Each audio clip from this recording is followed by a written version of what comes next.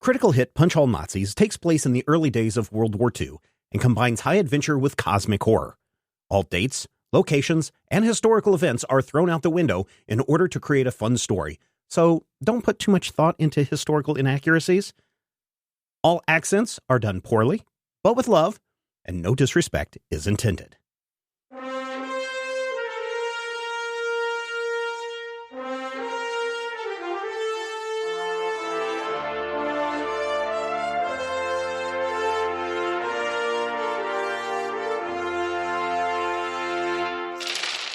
Last time on Critical Hit. Ritual chanting grows louder and louder and louder. Dr. Smith, I don't think the crystal's controlling the weather! Dr. Smith, you think that you're so smart, and you're not. Clap him on the shoulder. I'm going to say, it's not the first time we've all been disappointed by a crystal skull, Monty. You enjoy the watermelon that the villagers serve you, and everyone is happy, and there's great celebration, and there's just a whole feeling of optimism throughout the village. It's still nighttime. So I guess what I want to know is, do you stay in the village, or do you go back to your truck and spend the night in your truck? Does it seem like it would be rude not to stay in the village? I don't think that they care either way. You're certainly welcome. But, you know, if you don't want to stay, it's not like you're going to be insulting them. Okay, that's what I wanted to make sure of. Well, it took us a while to get out here. Yeah. So it's a couple of miles. It might be worthwhile to, go to sleep under a roof. Okay. For one night, since we're about to get back on the road anyway. Okay. Counterpoint, it might be better to walk back to the van in the cool night rather than in the morning. Good point. Also, you've got a van full of supply, or a truck full of supplies just sitting out in the desert for anybody to just pick up. All right, let's go back to the truck. Okay. Ooh. So by the time you've finished your fill and everybody is getting up to leave, you notice that Lizelle is not there. You look around, can't be found. She's nowhere to be found. Also, it looks like Sanjay has disappeared for some reason. Monty does not seem too concerned about it. And he's like, yeah, let's just go back to the truck. And so you make your way back to the truck, and probably about, what did I say, 1.5 miles or so, 2 miles, is where your truck is at. About a mile into it, you see Sanjay just kind of walking along the side of the road. He kind of waves at you, and he's like, oh, sorry, I just really don't care for watermelon that much. It's just not something that appeals to me. So I thought I would just leave the party early. So yeah, I'm glad you were able to catch up. It's certainly a beautiful night. And he's just looking up at the stars. Well, come on, Sanjay. We got an early start tomorrow. And you just continue the rest of your way back to the camp. And as you start to approach your trucks, you can kind of hear, sounds like some music is playing. What kind of music? It sounds like modern music, the kind that you would hear. Yeah. A little bit of a little bit of that too, because you hear it about a half mile from before you get back to the truck is when you start hearing it. So you hear all sorts of different songs. A half mile, that's loud. Does it get louder as we get closer to the truck? Yep. Truck have an AM radio? Remember, your truck is equipped with a radio that is set up to broadcast and receive and to play regular, just radio signals. So, I mean, I guess a radio transmitter receiver would be able to pick up any radio signal that's out there, including traditional radio stations. Well, we'll keep going. I'm guessing okay. That's you reach Lobo. Yeah, you reach your truck, and certainly there's a lot of loud music coming from the back of the truck. The back of the truck? Yeah, that's where the radio's kept. It's a big radio. Okay.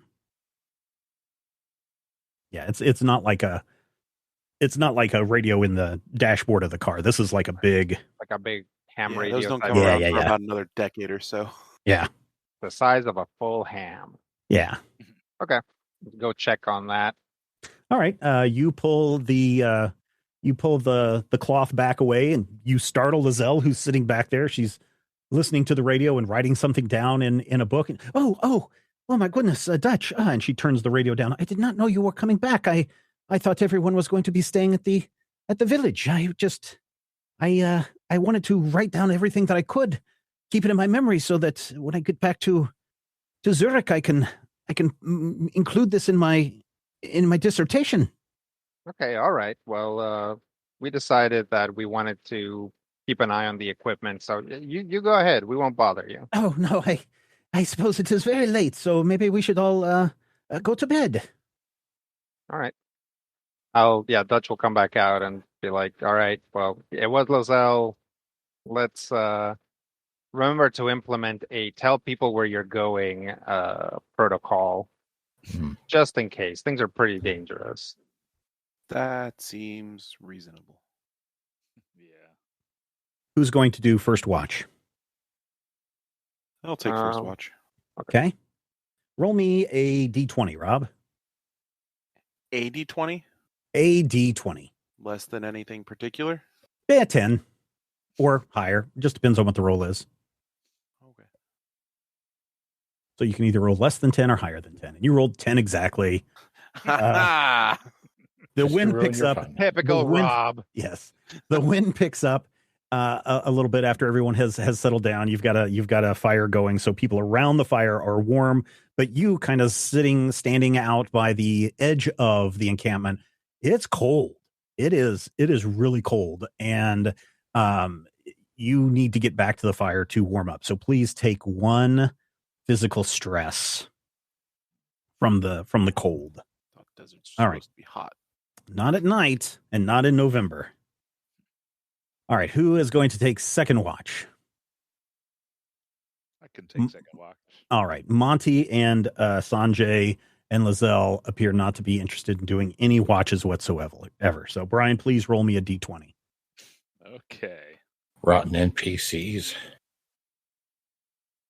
4. Yeah, the wind is brisk.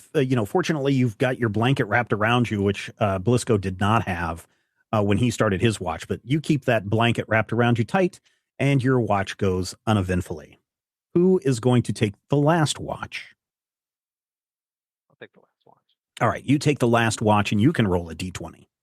Oh, a 1. Your evening goes spectacularly.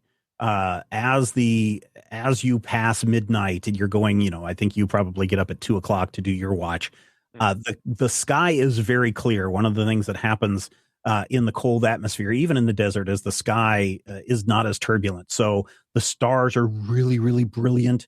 You can see meteors streaking across the sky. The Milky Way is to the south, and it just looks spectacular. It is a sight that you will remember forever. You may give yourself 1 fortune. Wow. Yeah, that's what happens on a good night of the watch. So now you should, Rodrigo, have 2 fortune. Yeah. Right? Since you used 1 last time? Yep. Okay, so the next morning, everybody packs up. Who is riding with Monty and Sanjay? Doc will ride with Sanjay and Monty. Valentino and Dutch, please roll me a observation plus insight. D1. Nothing. So Rodrigo doesn't notice. But Valentino, you notice that as soon as Doc says, I'll ride with you, that Sanjay just kind of looks at Monty and just gives a head shake and then does some kind of weird hand signal to him. And Monty's like, Doc, that's okay. We had such a good time with Dutch. How about you ride with us, Dutch? All right. That's just hurtful. I think your night watch where you went into great detail about all the conspiracy theories was enough for Sanjay. Hurtful. Yeah. And it's All right, not called Night Watch. It's called Coast to Coast. So Dutch is riding with Monty and Sanjay in the Jeep. Everyone else piles. Who's in the truck? Who's going to ride up front with Blisco? Is that person the gunner? I mean, there is a gun there. There's also guns attached to the back, too. I was kind of planning on going in the back. Okay. All right. I'll go All up right. front.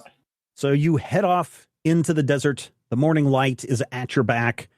Very quickly, you can tell that it's going to be a hot day. The sun is really beating down on you. Rob, would you roll me 2 D20s, please? Oh, no, I'm sorry, just 1 D20. Does this have anything to do with the vehicle? Well, the conditions that the vehicle is traveling in. Is this anything having to do with the vehicle terrain? It's the terrain, yeah. Okay. I just need to know Guess what I'm terrain confused you're. by one. I just need you to roll, and that will determine what your terrain is.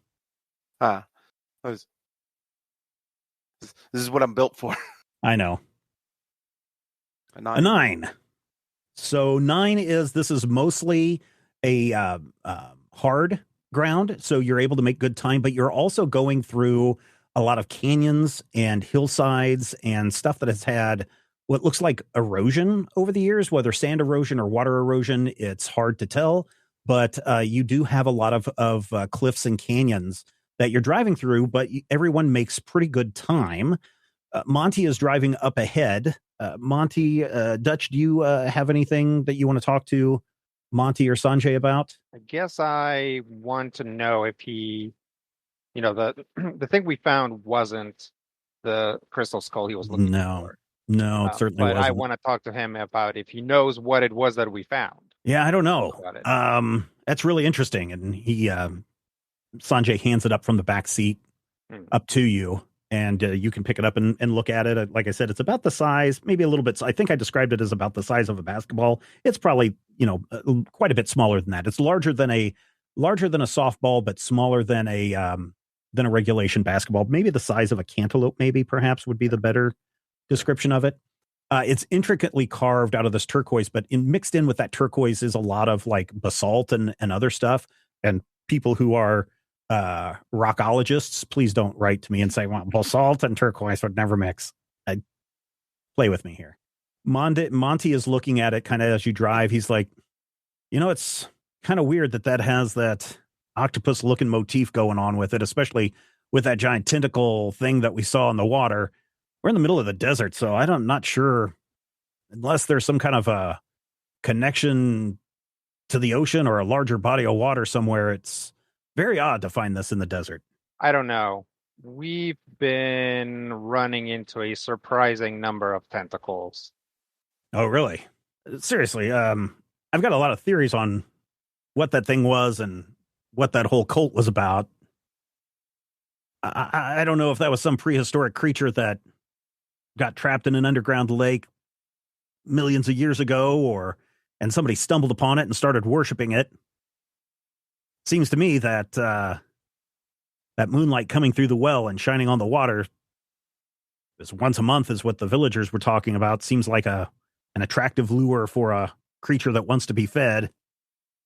So maybe there's no magic at all in this thing. Maybe it's just hundreds, thousands of years of training the creature. I mean, it could be. Yeah. Does it have any writing on it? No, there's no writing. It really looks like an octopus. Imagine like an octopus head, and then just imagine the octopus has tightened itself up into a ball, and to kind of protect it, it's wrapped its tentacles around its head unit, or the bulbous part of its head, and you just see those eyes sticking out from the side, and just these tentacles curled all around it. It's nothing that I've seen before, and I really thought that this was going to be the find that was going to set Sanjay and I up for life. But I think there's still probably something we can get out of it, and especially if your friend is willing to give us $2,000, that'd be great. 2,000 monies.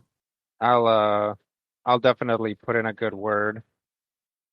Anything else weird about it? Like Dutch will like turn it around a few times and hold it up to the light and stuff. When you hold, let's see, let's roll a insight plus, I guess, observation. Okay. And let's see what happens. 1 success. 1 success. All right. You notice that when you hold it up and the sunlight from behind you strikes it, for a moment, it almost looks like this little skull carving or this octopus carving kind of glows for just a moment. But you're not able to tell if this is something that is due to just the property of the mineral or the material, or if there's something magical in there. You don't feel any kind of presence or energy or anything like that. And then Monty looks at you as you hold it up. He's like, listen, I'm not saying that the thing is magic or doesn't have any properties to it, but if that group of people were killing kidnapped victims for thousands of years, the will and energy of those sacrifices could very easily have found its way into that thing. So maybe there's residual energies. I don't know. But then again, I don't believe in a whole lot of the mumbo jumbo. I mean, I've seen things, but healthy skepticism is part of the game. Sure. Dutch will put it away. So what is it that you're looking for in the Forbidden City, and why are you trying to keep it away from the Nazis? We are trying to get a specific artifact. We don't know much about it. But we know that the Nazis want it. And so we're trying to keep it out of their hands. What does it do? We don't know what it's supposed to do. I mean, let's roll, Rodrigo, if you would. Roll what is lying? Is that persuasion plus will? Is that what it is? There's deceive under, well, I guess persuasion. Okay. Will or reason? Yeah. So which one do you want? Reason, will, and persuasion? Will. Okay. Will plus persuasion D1. Okay. Because you actually know what this is why you need it. You maybe don't know what it's for. Yeah, I don't know if this is specifically what that one does. Yeah. But yeah. I know that when it and its friends are together, it does something. Yeah. Since I've been talking and observing him, I'm going to use my subtle cues. Okay. To get a 3d20. And how are we doing on momentum? You have 0 momentum. Okay. Then I will not spend any momentum. You can give me a threat. 3d20. How much threat do you have? 8. Do you have a maximum threat? No, I have a maximum starting threat of twice the number of party members. Nah, we'll just cap it at 3d20. If he sees through it, it definitely sounds like a fun, interesting scene that then there's like a wipe. Okay. It'll zoom in his face and he won't believe me, and then there will be a wipe probably to the sun. Okay. I don't know. 2 successes. 2 successes. All right. And I do have a charm focus, but that doesn't, like, if I already got a double success, that doesn't do anything, right? No, it doesn't do anything extra. No, it just gives you a point of momentum. Okay.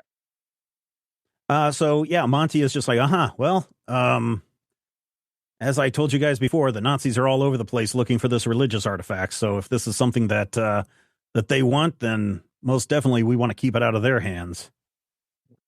But, and I'm sure you're aware of this, that makes it very likely that we're going to run into them at some point.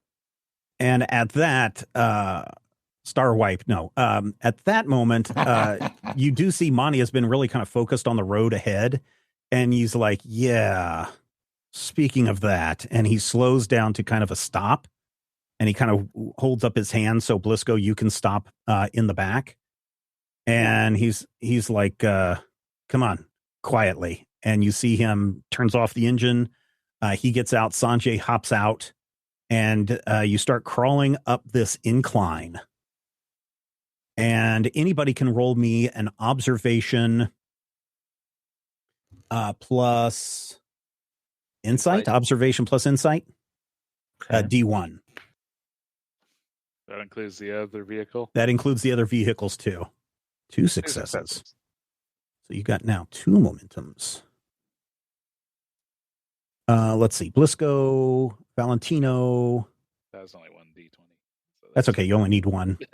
That's true. First thing, the Blisco, that you notice as soon as you pull up behind Monty's Jeep is you notice that there's kind of greasy haze coming up from the other side of the hill, kind of like an exhaust or fire or something on the other side of the hill. And Valentino, when you step out of the back of the truck, you notice the scent instantly. And sure enough, Rodrigo, as Dutch and Monty and Sanjay all start to make their way up the hill, you can start to see like ripples and heat, and you can start hearing like an engine of some kind, and you can kind of hear voices a little bit. You reach the top of the peak and you look down and you can see a box canyon below you.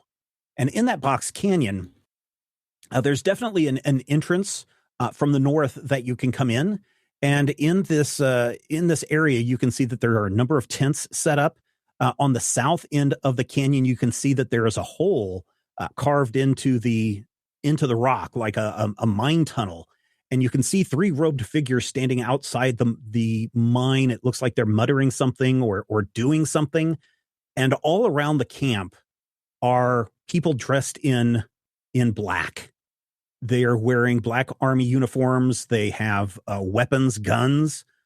Monty pulls out his eyeglasses, his spy glasses, and he looks, binoculars. He looks and he's like, "Yep." He hands them to you, Dutch, and you look through, and you can instantly see that these are members of the Black Sun. This is a Black Sun regiment doing something. And exiting a tent, the main tent is what you assume it would be, is a very tall, striking figure. This man is obviously the leader in charge. He's wearing one of those, captain's hats that you would see, officers wearing. This one is black. It's got the symbol of the Black Sun right there in the middle. This man is wearing like all leather in the middle of the desert, of all things. He's got a dark, long leather trench coat. It looks like he's got, some kind of a tight canvas or leather clothing on underneath. He's got the riding crop pants, and covering his face is a black mask. Like we would call it a gimp mask, right? Where it's a black mask that completely covers his face. Mm-hmm. And just where his eyes would be, you see 2 red lenses. And you can hear him shouting something and pointing, and people kind of running around. And then he kind of walks over towards the entrance to the mine where the 3 robed figures are standing, and he shouts something to them as well. The rest of you, as you creep up along the edge of the box canyon, you all keep low. Sanjay kind of waves you down, and he looks at you, Doc, and he says, "Nazis. We hate these guys." So do we. Lizelle, she peeks over and she looks down and she says, "Oh no, these are very bad men. These are Black Sun Nazis." Yeah, we've met a time or two. You have? Yeah, unfortunately. Oh, you're lucky to be alive. They have, in Austria, they have done terrible things. Poland, terrible things. What do you guys think? Should we get ourselves involved here? They're almost certainly looking for the same things that we're looking for. Can we look for what we're looking for without engaging them? So is that a question you're asking the group? I actually would ask that out loud, yeah. Okay. I don't know if anyone can answer that. Monty is like, there's a better than likely chance that the minute we start our trucks back up and start to drive away, they're going to hear us. I'm lucky that I saw and he points down in the middle of the encampment is a giant fire that's going. I'm lucky I saw that oil fire going. Well, you got a decent amount of hardware. You do. I would not be opposed to going loud with this. Probably a bad idea, but I wouldn't mind giving them a bloody lip if possible. What do they have, like trucks and stuff? Yeah, they do have trucks and stuff. Do they have like any obvious like heavy weapons? It's hard to tell, but you can definitely see that every single one of the Black Sun soldiers has a rifle. The cultists down at the south end of the map, you can't tell if they're carrying anything, but they're certainly chanting something. And they're chanting around the entrance of the cave. And after a moment, after the leader, the guy with the black mask, shouts something, you start to see something shambling out of the mine. These are twisted, grotesque husks of human beings. They shuffle and shamble. One of them is missing an arm. One of them is missing eyes. Their skin is dry and parched, and they have wrappings all around them. Teeth jutting out. And they're carrying what look to be some kind of a blue crystal in their arms. Or arm in the case of the one. Yeah, they are on the very far end of the map. Can you see them? There are 3 of them. Yep. And it looks like the robed figures are controlling these, for lack of a better word, mummies. Everyone's amenable. Let's crash this party. Let's crash this party. The show ain't called Bypass All Nazis. Yeah. All right, so everyone is at the north end of the map. This is a box canyon. You can kind of see all of the people with guns all around. This is a really big map. This guy right here is the leader. And there are 1, 2, 3, 4, 5, 6, 7 Black Sun members. 3, I'm just going to call them cultists. And then 3 mummies walking around. Start tossing everyone vests. Okay, everybody puts on your vest, so that will give you a level of protection. Yep. Armor time. So this is a box canyon, and there really only is one way in and one way out that you can see. And you have a big truck. Would you like to use the truck in some way, shape, or form in this encounter? Yes, I would. Okay. You can put it, I mean, you can angle it any way that you want, but I just kind of positioned it here, Rob. But if you want to move it into another position, not any further south than where it's at, but if you want to angle it in another position, just let me know and we can move it around. But this should give you at least 2 weapons that you can use to fire upon anybody if you want to use those. Yeah. Okay. That's our biggest weapons too, isn't it? Yes. Yeah. So one of the things that I need to point out for you guys is so heavy weapons are not ones that you can carry easily, nor are they something that you can fire from your shoulder or anything like that, especially ones that are cumbersome.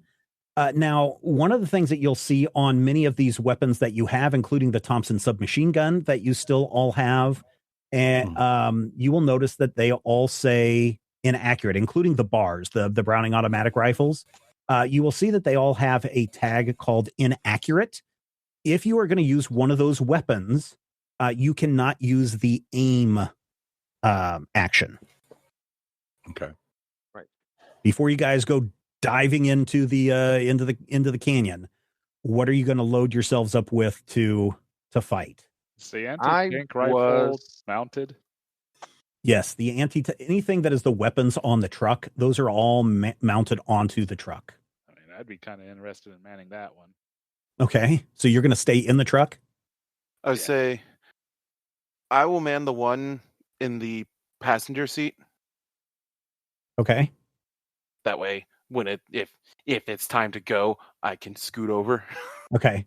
Note that these are all medium range weapons. So medium range from where you are with the truck will get you to basically the backside of the brown truck that's parked on the right side of the canyon. So kind of where this is. So anybody further south than that, you won't be able to hit unless you need to move the vehicle. Are both the front seat mounted weapon and the rear mounted weapons able to be aimed and depressed in the same direction? Yeah. If you want to, if you're, you wouldn't want just to based on the illustration, it doesn't look like they you can point south. Yeah, you can point south. Okay. So we can't have somebody in the bed of the truck, somebody in the cab. Yep, that's where I've put Valentino and Bug Eater both on top of the truck. Do we have a long range weapon? I don't think you have long-range weapons. You have a bunch of close and medium weapons, which realistically, a long-range weapon would be like a grenade launcher or a grenade launcher, or what's those ones where they have maybe those are grenade launchers too, where you have the little thing on the ground and you drop the Mortar. Mortar. Yeah. Those would be far weapons. So not a sniper rifle style, or like. Nope, you don't have. Well, I'm sure a sniper rifle would also be that, but you have no sniper rifles. Yeah. Okay. So the question is, with two of us staying with the truck, should Dutch and Doc stay in Defilade with the truck, or should we kind of spread out and try and do like a three-way thingama? I was actually thinking of staying on the up on the canyon and shooting down. The canyon is pretty high. Okay. So you would not, your difficulty would have to go up by an additional difficulty if you wanted to stay up on the rim. Right now, your difficulty to hit these guys are going to be at 2. So if you're up here on the rim, like if you're up here anywhere or even over here, that's going to put that difficulty at 3. Okay. I'll never mind then. Does it look like there is any possible way to sneak behind their truck for cover or anything like that? You can. You can certainly run. But are people going to see us clearly in the daylight? Oh, as soon as your truck enters the box canyon, yeah, everybody's going to be paying attention. Okay. Yeah, I don't think that you guys. This is not a sneaky kind of thing. This is broad daylight. You're making a lot of noise, and they're going to know that you're coming. Oh man, I wanted to sneak. Okay. If you really wanted to sneak, maybe we can do it. You can do it ahead of time. Nah. Yeah. Matthew, roll me. You're going to be by yourself. Roll me a stealth plus agility. Stealth plus agility D2. Let's see my stealth. So actually, that's take a momentum. Okay, I would like to take a momentum. Okay, this is gonna be awesome. This is gonna be 3d20. Awesome. It's gonna be like 1 success. You start down the edge of the canyon. And you slip on some rocks, and a lot of rocks start falling, which alerts this guy standing right here. He hears the rocks, and he sees you slide down into camp. You're now located over here, and he shouts something in German, probably along the lines of "Intruders!" You guys are now all officially in combat. Son of a... It's okay. You were all going to be in combat anyway, Matthew, so... Yeah, but I wanted to be cool. Be like, hey, I know, but it's the dice roll. So this guy is going to take a shot at you,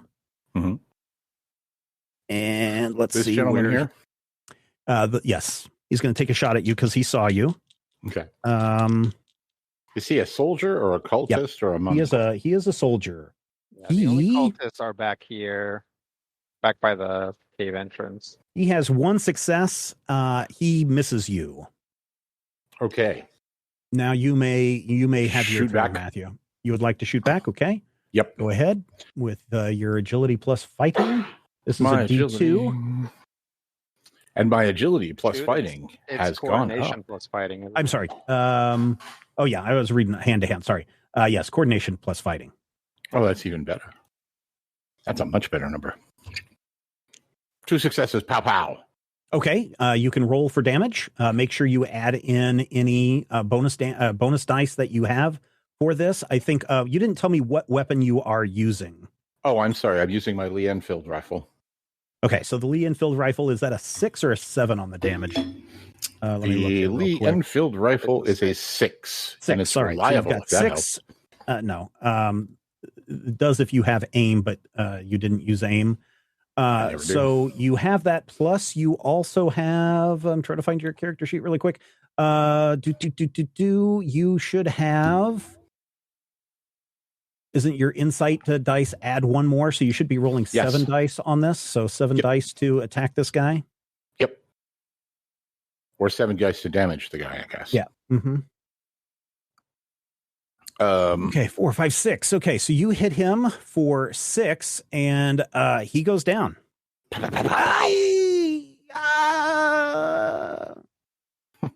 This guy that's down here, he's going to rush up, and he sees the truck barreling down the canyon and sliding into this position, and he immediately moves up and he opens fire on Blisco, who is driving the truck, and he has 2 successes. You take 2 physical damage. Ooh, it hits you right in your arm. Reduced by the armor? Yes, your flak jacket will reduce that, so you take 0 damage then. Beautiful. Who would like to go? Who would like to go next on your team? I just got shot. You I would did. like to You would like to return go fire. next? All right. You may return fire. Which one of these guns is the one in the front? The one in the front is the Lewis machine gun. Okay. Using that. Okay. Who's the farthest person that I can actually hit? You can hit the guy that just shot you. You can hit from where you are. You can kind of get this guy, but the difficulty would have to go up to a D3. And then you've got the commander you could probably also hit with a D3. We'll go with the guy that just shot me. Okay. Oof. Oh, 0 successes. Your shot goes wide, and the leader More kick than you guy. expected. Yeah. It does have a lot of kick. That thing is just like, whoa, bum, bum, bum, bum.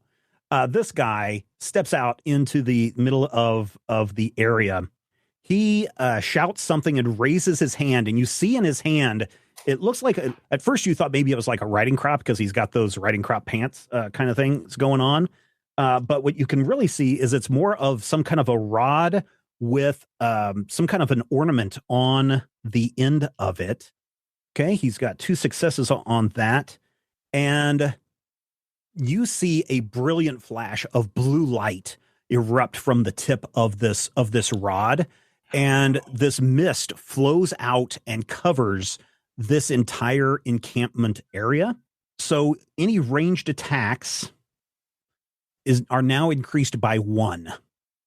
So instead of D2s, you now need D3s to take anybody down. Oh, what a jerk. And that is his turn. I can go next. All right, Rodrigo, what are you going to do? Does the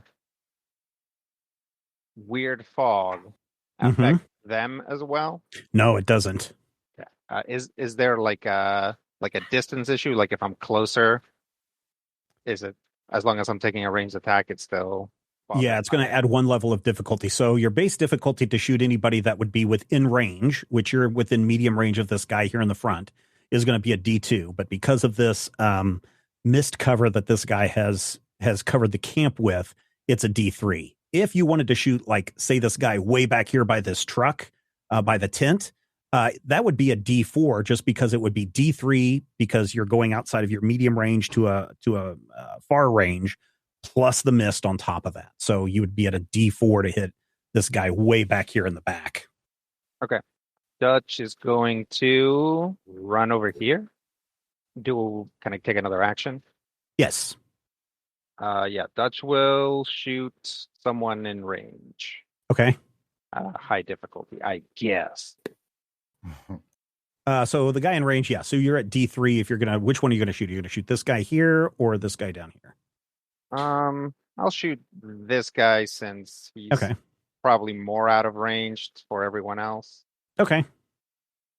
You have 1 momentum. Yeah. Unless you want to use. I'll take that momentum. Okay. Ooh, a complication. Yep, a success and a complication. So, as you run across and you do a really cool first base slide, or you don't slide into first base, second base slide in behind the truck, you notice that the cult members have suddenly become aware of the shooting around them, and they order. They changed their rhythm of the chanting, and the 3 mummies kind of drop what they're doing and start to move towards the fracas. You shoot, and the shot goes wild, and this little Jeep truck thing back here, the headlight goes out. Congratulations.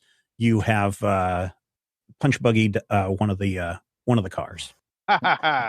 Take that, Schultz. Yes.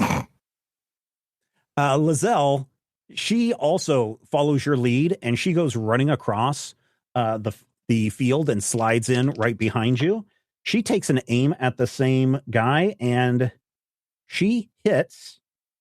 She's only got her revolver. No one gave her a stronger weapon.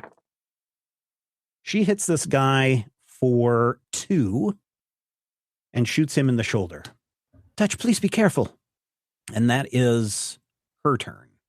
This man that just shot, he's going to try to return fire. It's going to be a little bit harder for him. I'm going to have to use one of my threat because you guys are undercover. So that would increase the difficulty. So let's see if this guy is able to shoot Dutch. He misses completely, and a big old chunk of the rock on the side of the canyon is chipped off and hits you in the side of the face, Rodrigo. You take no damage. Okay. I think we have Valentino as the only one left, right? Yeah, I've not gone. Okay. Although I'm kind of looking here. So I think I probably want to switch weapons with that difficulty. So there's a Bofors back here as well. Is that correct? Yep. Mm-hmm. So yeah, I think I'm gonna go to that and I'll aim at that nearest guy. What's the difficulty for him at this point? D3. D3. Okay. And we are at 0 momentum. Right. You can give me threat.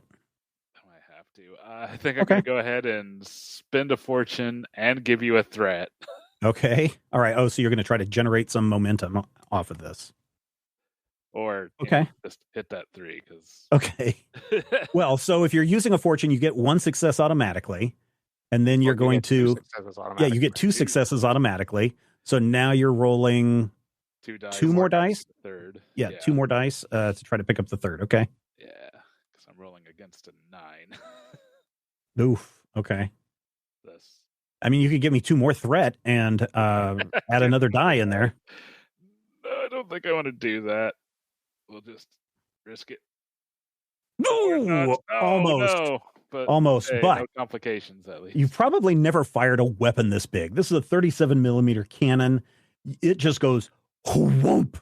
That's all you hear, and it kind of blows you back to the backside of the truck as this cannon just goes all the way across the canyon and strikes the wall of the canyon on the south side right above the mine. A bunch of rocks come falling down. This guy way over here is going to move up, and he's going to try and take a shot at you, Valentino. He misses. Monty is like, you idiots, take out the leader.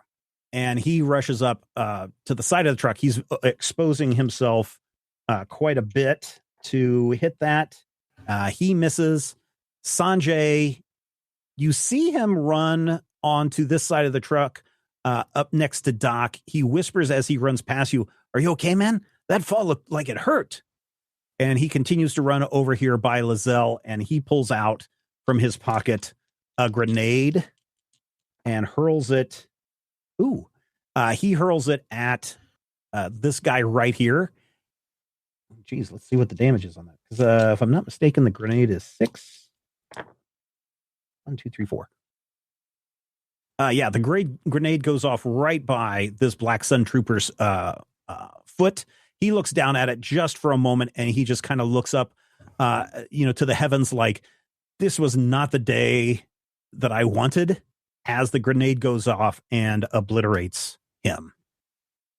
There are now 2 dead bodies right here in the middle of the encampment. The commander, the leader, turns and walks back into the tent. He's very much in control. He feels like even in the situation, but he disappears into the tent. This man that has been standing over here this entire time, he rushes out to here. The man down here by the truck, I think he's going to stay by the truck. There is another Black Sun soldier that was standing close to the mouth of the mine. He makes the bad decision to run over here by these what look like oil cans. There's a series of oil or gas drums packed along the side of the camp. The cultists do nothing, but the mummies also start to move up towards you, and they make it about halfway towards Dutch, Lizelle, and Sanjay. And that is the end of that round. The cultists just continue their chanting. Who would like to start off this round? I would, because I'm out in the open. All right. Doc, you may go. You said there were oil barrels, and one of them looks to be red. They're way down. They're way outside of your range. Right, but red barrels, if you shoot them, they always explode. That's the law. I mean, maybe. Okay, so who's this? He's just a Black Sun trooper. Okay. He's a bad guy. He is a bad guy. And Monty is still behind the truck? Yeah. I mean, he's... you can't see him, but everyone else can. Okay. So if I am here... or here, like, can I use the truck for cover, or am I still out in the open? You're still out in the open. What if I'm here? Can I use Monty for cover? No. So can I get here? You could get right next to Dutch, yes. So right here? Mm-hmm. And then I can shoot over or under the vehicle? All of these people are a lot closer than the guy clear across the other side of the camp. I want to shoot that red barrel. Okay. I really feel like it's important. All right, go ahead. And it's a D3? This will be a D2 because they're not combat enemies. Ah, good. Ha! See how I was sneaky and found a way around having terrible aim? We'll see. Boom, 2 successes. Yeah. 2 successes. You shoot the tank, and gasoline starts to pour out and pool around that area. Congratulations. Somewhere back in the fatherland, a mother gas tank suddenly clutches her chest and says, "My boy, something bad has happened to him."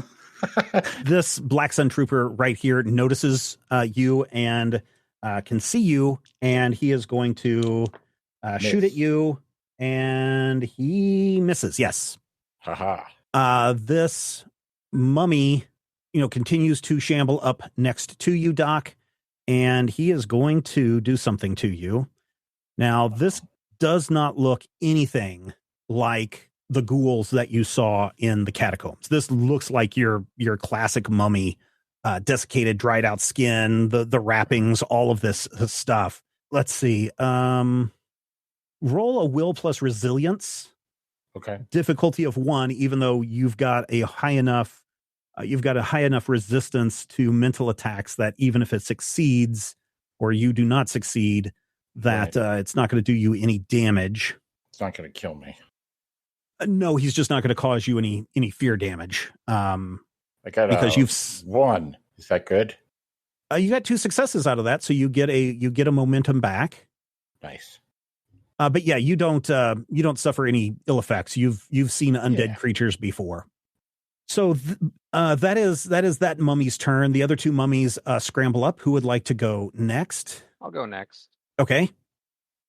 Can I get to the tent? The big tent? Yeah.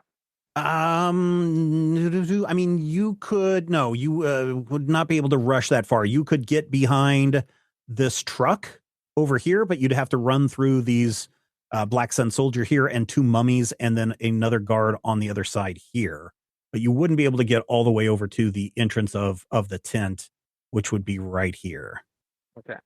How close can I get to the entrance of the tent? If you wanted to run that far, you could get out here to the middle of the opening. Okay. That's probably about as far as you could get. I'll do that. Okay. And I'll yell, "Cover me!" All right. So Lizelle is, Dutch, what are you doing? And she just starts, firing as you jump over the hood of this truck or try to scramble over the hood of the truck, and you rush out into the middle of the opening. Is that right? Yep. And I'll turn around, and anything I try to shoot at is going to be difficulty 3, right? Yes. Guess I will ready rifle butt Okay. in case somebody comes at me. Okay. In melee. This guy all the way over here, he is going to take aim at you and shoot, and he misses. Okay. This guy up here is going to try and shoot at Monty and misses with a complication. And I don't know what complication would be for that guy, but yeah, he misses completely. Guns can always jam. Yeah, I guess his gun does jam, and he's like, says something, is screaming at his gun, smacking it about, and then he remembers his commander's orders that morning. Make sure your guns are clean. And then he realizes why that was so important at that moment. The cultists continue to do their chanting. Lizelle has gone. Sanjay pulls out a pistol and attempts to shoot this mummy in the head. So he's going to have to go up to crap. I'm going to have to use a couple of threat here. Sanjay misses. He's freaked out by this guy. This mummy he's seen the movies. He doesn't like it. Yeah, they're freaky. Yeah. Mm-hmm. Would I be able to move the truck? Yeah, it depends on where you want to move it. You're not going to be able to like move it right into. Yeah, I suppose you could move it at most up to here if you wanted to move it. Yeah. Okay. All right.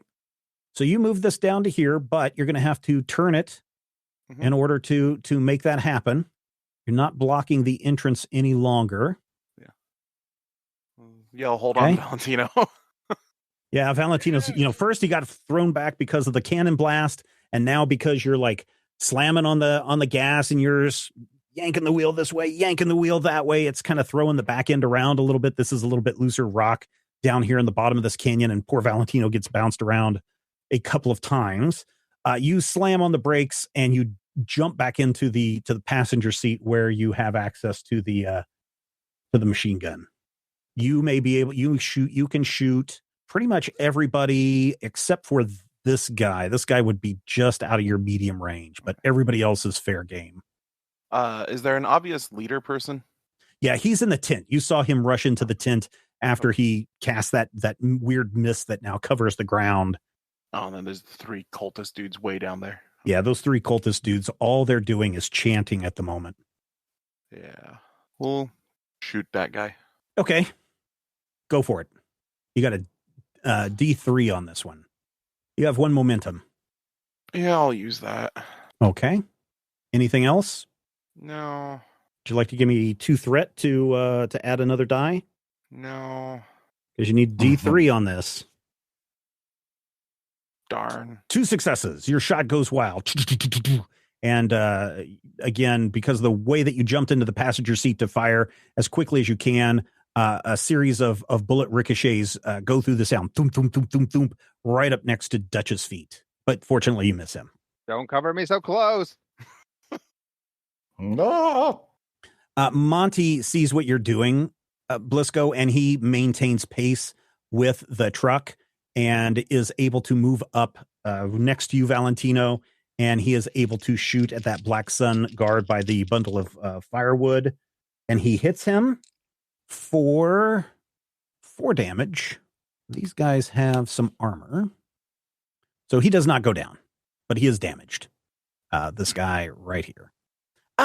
This is the guy with the jam gun. Valentino, I think you are the last one.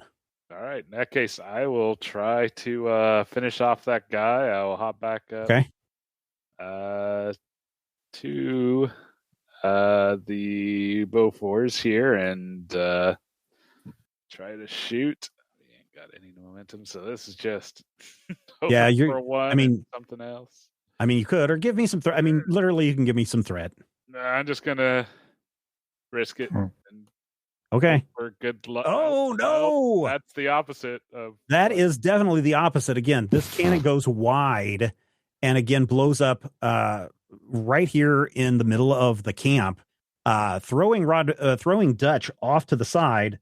Valentino, please roll me damage on this cannon. Let's see. What is this? It's 6. This will be a three dice on this. Okay. 1 plus 3. No, 3. Yeah. Yeah. So you got 3. So Rodrigo, take 3 physical damage from this cannon bomb going off near you. Also notice, Brian, that this is a area effect. Let's see. I'll soak 2 of those. Okay. Oh yeah, because you've got your My courage and my flak jacket. yeah. Oh, your flak jacket I think is 2 damage, right? So maybe you soak up all of it. Oh snap! Yeah, so you soak all of it. So yeah, a bunch of sand and rock pelts your body, but thanks to the flak jacket, it misses all the vital parts. You may get some nicks and scrapes on your face, but you can't tell if this was retaliation for burning Valentino's arm or not. Right. But you are a lot less damaged than he is. I'm gonna assume that was an exploding mummy. Yes, that's And exactly not at what all it was. Valentino trying to get back. Yeah. This Black Sun trooper moves up and he aims at you, Dutch. Oh, he misses with big time. His gun is also jammed. So both jammed gun guys are out for a full round while they try to get their guns fixed. And I think that is, there's this guy over here by the barrels. He's going to take a shot at Doc because he is the closest one. He misses. And so that should be the end of the round. You don't see anything of the commander guy in the tent. You have no idea where he is at. We are at the top of the round. The mist seems like it's thinning out, but it's still very difficult to see through the mist. Doc, there is a mummy right in front of you. It is going to reach. It looks like it's about to reach out and grab you. Oh no, abracadabra. Do I have a knife?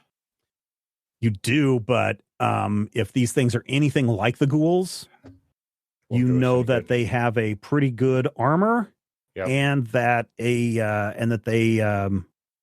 need to go down pretty harshly. Can I club the snot out of him with the butt of my rifle? I mean, a bullet would be better, but I mean, okay. You can. I will shoot him. He is close. All right. He is close. Does that make it more difficult to shoot? It does make it more difficult. Unless you want to swap out to your handgun. What if I just grab my pistol with my left hand? Yeah. Off my belt where I keep it. Yeah. And I shoot him in. Shoot him in. D3. Shot. Do D3. Shoot him in a D3. Okay. Do we have any monument? We don't. Nope. And give me threat, though. How much threat do I have to give you for anything good? Well, for 1 die, it'd be 1 threat. If you want to do 2 die, you'd have to give me a total of 3 threat. Just 1 that threat would give for the possibility of success. Yeah. But if I give him 3 threat, you'll be rolling 4 dice. 6. Yeah. Well, no, right. Yeah, you can roll a maximum of 5 dice for 6 threat. I could theoretically buy us, And you could get a lot of momentum off of that. In a best case scenario, I could buy some momentum. Yep. Do you have any fortune? He does have 1, or he has 2. Oh, I do have 2. What happens if I use a fortune? I get 2 automatically? You get 2 automatically. Basically, set one of the dice to a 1, so you don't roll it, but it's an automatic 1. Yeah. Right. And then you would still either need to give me threat for 1 additional die so that you can roll 2 more dice, or hope that you get a success on the 1 die that you do roll. Why would I only roll 1 die? Because I used my fortune? Use your fortune to get an automatic 1 on the other one. I thought I got 2. Yeah, you start with 2, but if you spend fortune, it sets it to a 1. So you don't automatic. So you get 2 successes off of that. That sounds incredibly difficult.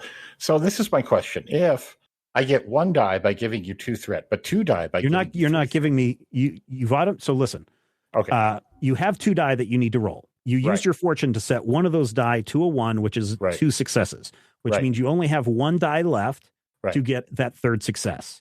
Right. If you want to roll more than that 1 die, you would need to give me 1 threat for 1 die, 2 threat for 2 die, and 5 threat total for 3 dice.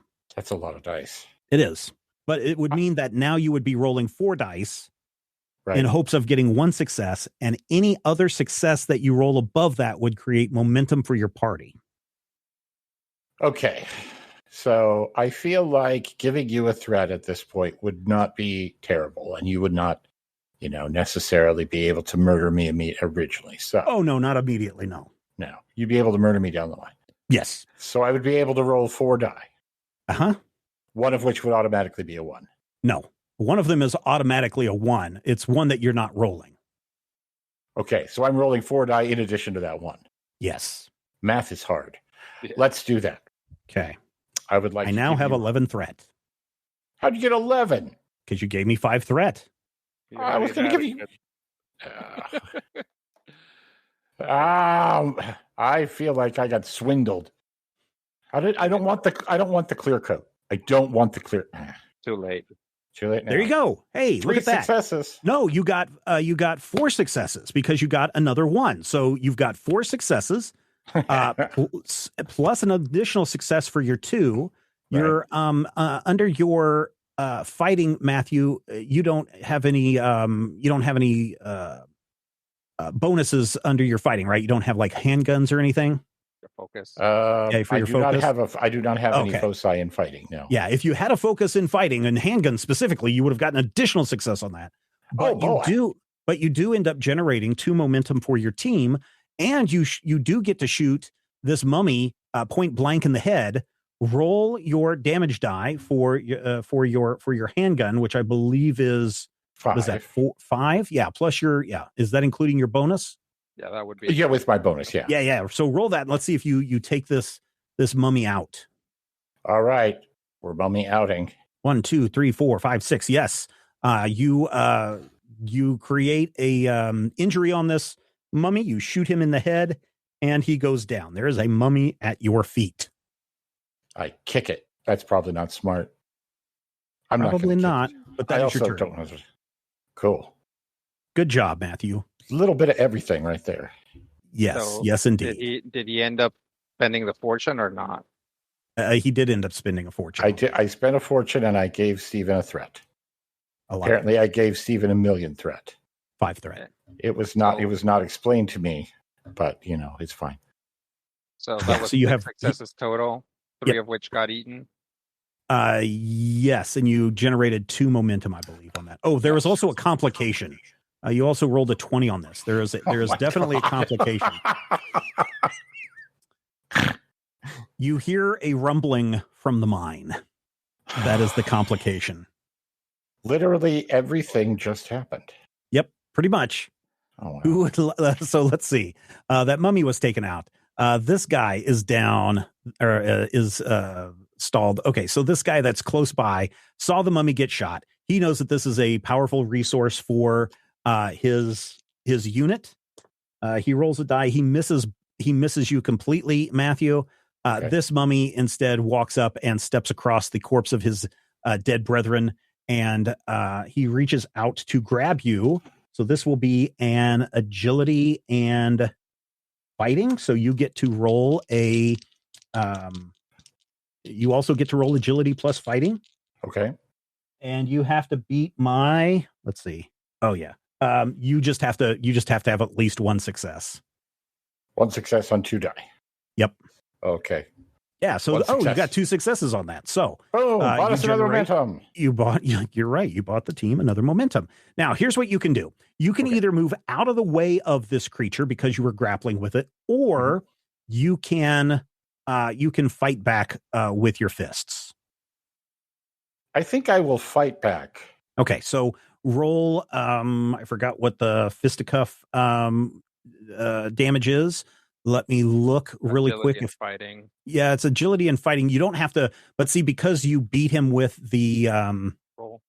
yeah, with the roll, I think it's 3 dice. Now, would my bonus kick in here? Brawn, only if you have brawn as a bonus in brawn, No. and you don't. Okay. So it would not. So roll 3 damage on this guy. Rolling 3 damage. I wonder if I can take him out with my fist. Probably not. 5. do punch him and it goes down. You don't know if it's dead yet, but it's definitely down. Wow. You punched it in its head. Punched it in its head. The final mummy also does not like this, and it starts to move up to where you're at. Oh, for God's sake. How many mummies? There were 3. Now there's only 2. I guess. Yes. Who would like to go next? Me. After Matthew's very long turn. Hey, in my defense, they were attacking me. They were. I'll go next. All right, Dutch. Dutch will run into the tent. Okay, you run into the tent. The tent, it looks like this is the area that is part officer quarters, part command center. All throughout this room, you can see there's a radio along the wall. There looks to be some kind of scientific equipment in here. There is a bunk where you believe that the commandant or the commander or the leader, whatever this guy is, where he would sleep. So there's a bunk in there. There's a private table for him to take his dining. There's a bunch of other stuff that you could probably look for if you wanted to look, but there is no leader in this tent. Like he might be hiding somewhere, or like it's very clear that I'm alone in this tent. It's very clear that you're alone in this tent. In fact, you hear just outside the tent, over here, you hear the sound of a motorcycle starting up. Yep, I'll shoot in the general direction of the motorcycle. Okay. This is going to be a tough one. This is going to be a D5 because you're shooting blind plus the extra layer of defense from the mist plus the D2. No, so this would be a D4. This would have to definitely be a D4 in order to shoot blind. Okay. You could. What are you shooting with? Out of curiosity. My rifle. The Lee Enfield? Yeah. All right. So you could technically take an aim on this. Yeah. I'll take a name. Okay. Meaning Dutch will close his eyes and listen for the motor and then take a shot at it. Vroom, vroom. So it's a D4. So yeah, D4. I need to take 2 moment, or I would have to take you'd have to take all the momentum. Yep. Mm-hmm. I'm good with that. Okay. Or this might be a great time to use a fortune, but I mean, momentum is also fine too. If not both. True. Sure. This will be awesome if it works. Yeah. You're going to do a fortune too? Yep. All right. So that was a 2. You bought 2 dice. Momentum. I bought 2 dice, so that's 4. Then I'll so you're rolling 3 dice. Yeah. because of the fortune. You already have 1 success. You only need 2 more successes. Well, no, I have 2 successes because right. Oh yeah, but you only need 2 more successes. Thanks. All right, you did it. I'll re-roll that 19. Yeah. All right. Yeah, definitely. Oh. All right, that's fine. What's your bonus in guns? So I guess it's handguns, right? It's no, this is my rifle. Oh, okay. Yeah, but you only have a focus in handguns. Yep, I only have a focus in handguns. Okay. All right. So you got 4 successes. You hear the revving of the motorcycle. You whip your rifle around in that direction, and you just pull the trigger blind where you think that motorcycle might be. You rip a hole in the tent, and you hit somebody on the other side. Roll for damage, and let's see how much damage this guy takes. Okay, so my rifle plus my bonus in insight is 7. Nice. Oh crap. Let's see. Oh crap. Salvo. 1, 2, 3, 4, 5. You take this guy. Oh no. You hit him really hard. So much so that he slumps over the handlebars of the motorcycle as the motorcycle starts to tear out through the camp towards the exit of the canyon. This guy's slumped over it. It looks like he's maybe unconscious. It's hard to tell, but you definitely hurt him bad, real bad. Probably if he wasn't wearing that leather mask over his face, his brains and everything would probably be oozing out all over the ground. Ugh. Good. Also, yeah. I'm really glad that it happened in such a position that like nobody saw that, including me. Yeah, that was a pretty awesome. I mean, that's a good use of the fortune, right? You want to use a fortune when you want to do something amazing and totally unbelievable. And so you did a really good use of that fortune. All right. This guy right here sees the motorcycle heading his way and shouts something, Kanan, and jumps on the motorcycle behind the guy. And so now both of them are on the motorcycle together. He reaches up and gives it a rev and starts to move it closer to where Monty and Valentino are at the back end of the truck. Oh, by the way, I should also say that the minute that you hit that guy, wherever you hit him, Rodrigo, the mist suddenly dissipates. And so now everything is back down to a D2. Oh, heck yeah. Did I ended up getting exactly the successes I needed, right? Correct. Okay. Yeah, you did good. That was great. Yeah, I mean, if he's right there, can I pull out a pistol and try to shoot him? You can. I assume pulling out the pistol means I won't be able to aim with it, though, right? I will let you aim with this. Sure. Okay. I'll give you guys. Now you're shooting at the guy, the trooper, the Black Sun trooper, because the other guy is basically, unconscious at this point. Yeah. Well, I will. Yeah. Yeah. So let me just give you a little hint on this. It may or may not impact on who you're aiming at, but remember, you guys have stress, and the minute that you use up all of your stress points or your health points, you have those injury markers. Each of you have 3 injuries. So if you deplete your stress track, you would then have 3 injuries left of damage to take. So if anybody hit you for 1, that would be 1 stress. They hit you again, that'd be your second stress, or your each of those stress points used up. So this guy technically has used up all of his health plus 1 of his stress. Oh, wow. Yeah, that was an amazing shot by Dutch. So, but there's also a guy on the motorcycle with this guy that he called Cannon, who is also driving the motorcycle, right? Yeah. So you can either shoot at the Black Sun Trooper or you could shoot at the Cannon. You don't know that he's dead or not. You just saw him right out from behind the tent out towards the middle of the camp. The Black Sun Trooper hopped on the back of the motorcycle and revved the engine up towards where you guys are at. I'll try to shoot at the guy actually driving the motorcycle. Okay. We can stop it and we can get them both. Yeah. This is only a D2. Only a D2. I think I'm going to go ahead and burn my last fortune just to okay. ensure this happens. Okay. So I will roll my other die. Hey. Yeah. And I will not re-roll that with the aim. Let's see, on a pistol, it's 4 damage. No, that's the Thompson. Yeah, it's still 4. Mm-hmm. Oh, I should have salvaged. Plus, you've got 2 points of extra. Yes. Don't you have 2 points or 2 extra dice that you get to roll? Yeah. Yeah. Yeah. So you get to roll, what is that? 6 dice on this. 4, 5. You hit this guy and he keeps driving. Get him, Monty. Monty takes aim at the guy as he doesn't want to get run over. He takes a step away from the motorcycle as it bears down on him, but he points his revolver at the driver. Oh, and misses bad. Oh. He has a complication. He accidentally shoots the tire on the truck because this guy is threading his way in between you guys, and he shoots at this guy, but he hits the tire on the truck instead. And this guy is moving out of the canyon now on the motorcycle with his leader. Sanjay attempts to return fire. Sanjay misses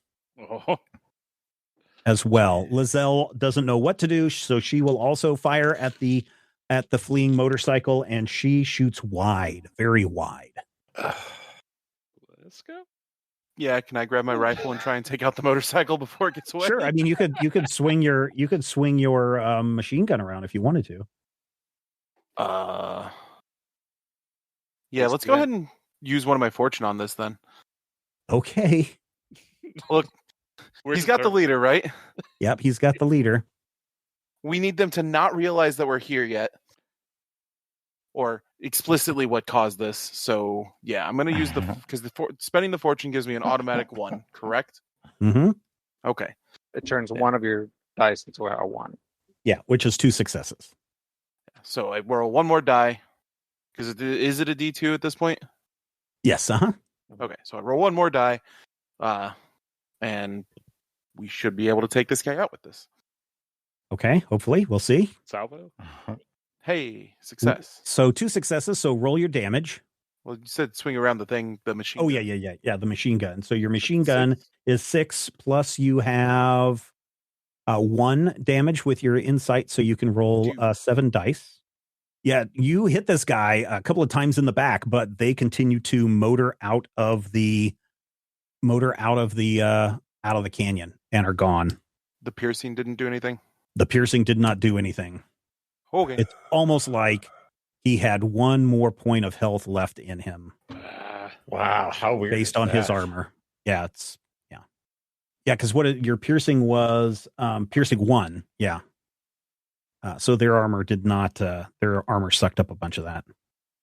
Unfortunately, though, the leader guy, his armor sucks. Oh well. Let's see. Should have listened to Monty. Should have listened to Monty. At least one of the weapons that are on the truck have the escalation tag. Uh-huh. Were you keeping track of that? No, I have not been keeping track of the escalation. Okay, so the escalation just means that if you bring that weapon, the game master gets an additional point of threat. Oh, okay. Well, good, because as soon as I get this guy on the freaking right layer that he's supposed to be on, from out of the cavern shambles a literal giant. This thing is, the best way to describe it is a giant made of meat. He stands at least 8 feet high, and he is huge. This is a shambling, reanimated corpse. It is what? Well, take a good look there, Doc, and give me a will plus resistance D2 on this. Oh, good. I'm good at this. Wait, will plus resistance? Will plus resistance. Where's resistance? Or I'm sorry, resilience. Sorry. Oh, will plus that resilience. makes Sorry. perfect sense. Yeah. Sorry. Yeah, I'm with you. There you go. Just barely made it. So this thing is terrifying, but it does not bother you. But as you look, this thing looks like it's made out of other bodies, like other dead bodies. Like if you look at the arm, you can see that there's at least 2 or 3 other arms intertwined together to make the arm. And it looks like the hand is actually a head, where the jaw is the grippy part of the hand. This thing is wearing no clothing, and you can all see that this thing is made out of other bodies. It is massive. It is huge. In this game, it is considered a giant. It shambles out, and before one of the other cultists can react, 2 of the cultists, as the creature emerges from the cave, they take a couple of steps back to keep their distance from the creature. The 3rd cultist in the robes, he stumbles on the rocks, and as the creature emerges from the caves, he sees the cultist on the ground trying to scramble up.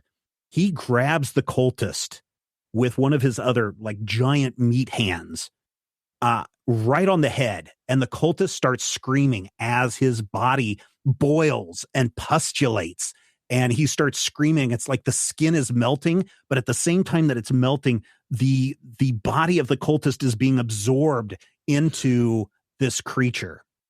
And it grows a little bigger in size.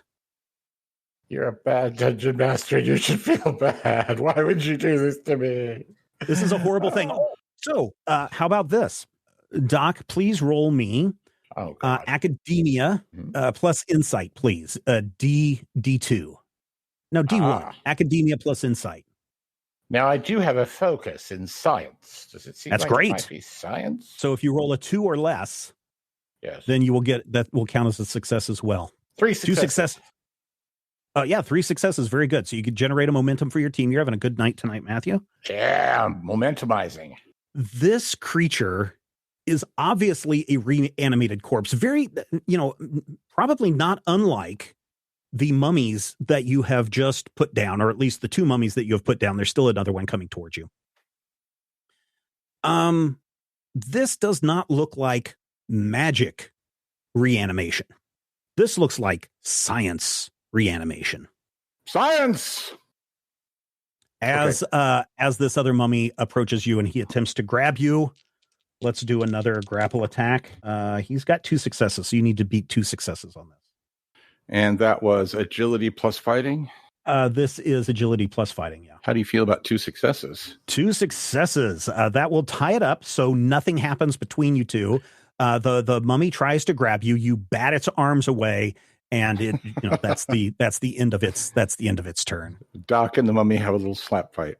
Yes, the 2 cultists down here just freak the heck out after they see their comrade being dissolved and absorbed into this giant creature, and they turn and are attempting to run away. Who would like to go in this round? Rodrigo, you hear some screams from the cultists, but you're inside the tent and can't see anything. The rest of you can all see this giant creature. It is now standing higher than these trucks, for those of you who are in the main vehicle, which happens to have a cannon on it. That also happens to have a thing called Lewis machine gun, which happens to have a tag called Giant Killer on it. He said, hinting broadly. I'm not saying that you were given a weapon that has Giant Killer on it for no reason. He's just saying, braka, braka, braka, braka, braka. I should also point out that the anti-tank rifle has an accurate rating on it, so you do get to re-roll on that one if one of your die. All right, who would like to go? We are at the top of the round. This giant creature has emerged. The leader has escaped on a motorcycle. The camp is starting to become a little bit of chaos. Dutch will pop out of the tent. Okay. And be like, did I get him? And then see the thing and just be like, oh, you got to be kidding me. Yeah, you pop out of the tent, you see these cultists running by, and you can see just the head of this creature over the top of the tent, starting to lumber this way. You popped out just in time to see the tail end of the motorcycle riding out of the canyon with the leader and the Black Sun Trooper on the back. You can do anything you want at this point, Rodrigo. There are 1, 2, 3 people in immediate range of you. You have 1 more fortune left if you wanted to try to shoot more than 1 in a line, I suppose. That would have to be at least a D3 or 4 to hit more than 1 of them in a line. Is it pretty clear that the cultists are like routing? Yes, they are like, this thing, we thought we had control of it. It's obvious we don't now because we lost 1 of our guys. This, our control over it is broken. We are getting the heck out. What about the soldiers? Soldiers, they appear right now, they've just seen their leader flee, but they know that if they don't stop you guys, that they're going to be in bigger trouble. They'll be fed to the shoggoths. Yeah, or the creature behind them. They don't know yet. Okay, so assuming that the creature hasn't spotted me, Dutch is going to take a shot at this soldier. Okay. With his pistol. All right, go for it. Or the rifle. Rifle would work in this area as well. Would it work at this distance? Yep. I have handguns focus, but that doesn't come up all that often. Hey, wow. 2 1s, 4 successes. What the heck? Yeah, this guy. Roll your damage. 5 total, I think. Yeah. So this guy, you shoot him really good. As the bullet hits him and he spins around, he sees the creature behind him, and he's like, "Didraga, Didraga!" which alerts everyone else in the camp. These other 2 remaining guys plus the mummy This guy now is too focused. I mean, he's been shot pretty badly by you, but you are the least of his concern right now as he opens fire on this giant creature moving towards him. He hits it really good. This creature, some kind of a pustulating sac on its abdomen explodes. Yeah, I know, right, Matthew? Yeah, he hit it really good in its pustulating sac. The creature kind of roars out something very loud. This guy over by the gas tanks, he also turns and fires on this creature. Ooh, he also hits it, but just barely. You hear him shouting, "Kill it! Kill it!" Oh, but his bullet hits in that newly absorbed cultist's face. You can see his shaggy beard that the cultist has is now like the bicep of the guy's face is the bicep on this creature. So you can see the hair of the beard. Hits it, but doesn't seem to have any effect on the creature. Who would like to go next? The cultists continue to run. They shout, "The spell has been broken! The spell has been broken! Run, run!" It seems pretty clear that running is not the answer. Matthew, you have a mummy in front of you that is trying to grab you. I am going to once again try and shoot a mummy with my handgun. Okay, do it. The 3 is no longer in play, right? The D3, no. It's only D2 now. Okay. Do I want to use a momentum to take out this last mummy? You've got 3 momentum. Yeah, spend 1 momentum is fine. Okay, I will spend an momentum. And 3 successes, which means we buy back a momentum. You can buy back a momentum. You can damage this guy. You can roll some damage with this. Cool. And the handgun is 5 plus 1. 5 plus 1, sure. I think it's 4 plus 1. It's 4 plus 1. Is it 4 plus 1? 5 total. 5 plus 1 is the rifle. Okay. I was thinking it was 6, but then I was also looking at the thing. No, the rifle is 6 plus 1. See how math is hard. Someday. Oh, pow, pow, pow. So is it 4 or is it 5? Effect I'm is 5? going to count 5 because that's vicious with your handgun. So okay. You hit it. It's still standing, but it also too kind of, as you shoot it in the head and it kind of turns and looks, you can tell that this undead creature is also very terrified of the thing that has just emerged from the cave. Really? Yeah. Oh, that's bad. Would you rather be a animated corpse running around doing your own thing, or really working at the command or the will of your controller, or would you rather be absorbed horribly into this thing that they call Die Drager? I mean, on the whole, I'd rather be in Pittsburgh.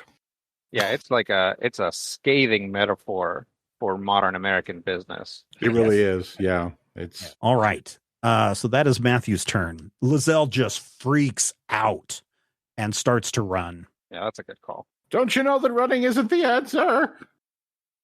She freaks. I mean, she is just screaming at the top of her lungs with the minute she saw this. Just thing. Let her run. Monty's like, "Valentino, use the big guns." All right. We established that the Lewis is what's in the cab, right? Yep. All right. So in that case, I'll take the anti-tank rifle. Okay. And can I aim and shoot with that? You can. It'll be a D3 to hit it just because of the distance. Yeah, I definitely need that aim. You can use the aim with the anti-tank rifle, right? Isn't that what you said? Or you're using the Lewis, right? Which one are you using? The anti-tank, because okay, the anti-tank. Okay. So yeah, that one has you can use the aim with that one. And we're still at 3 momentum. 3 momentum. I will take one of those as well. Just one? Yeah, just one.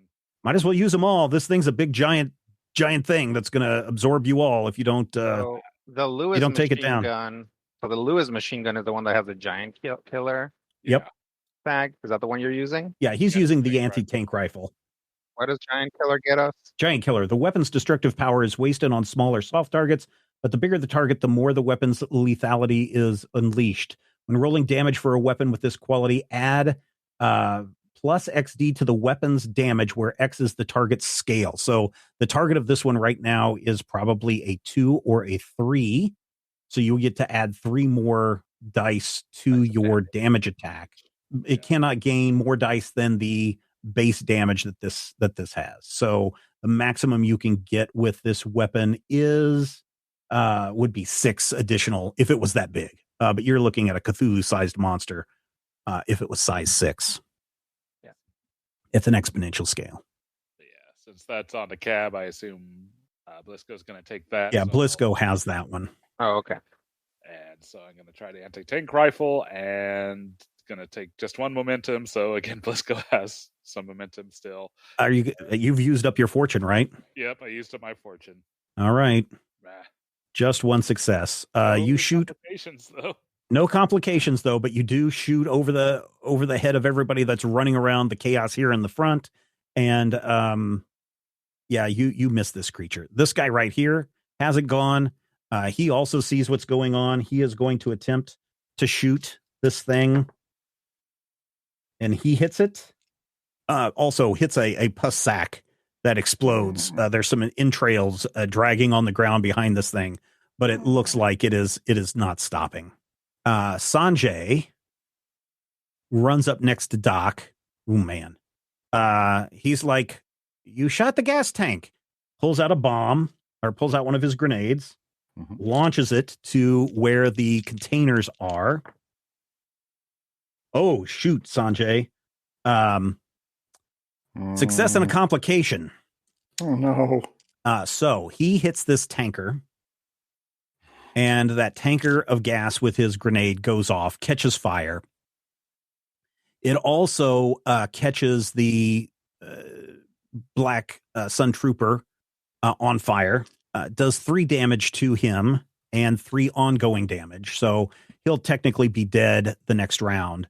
The explosion, though, does throw gasoline and flame all over this area. So basically, let's see if I can draw a square for you guys. This entire area right here is now on fire, including this giant creature. The fire doesn't appear to affect him as much. He will take 1 damage per round on this, but he got a long ways to go before the fire would do anything to him.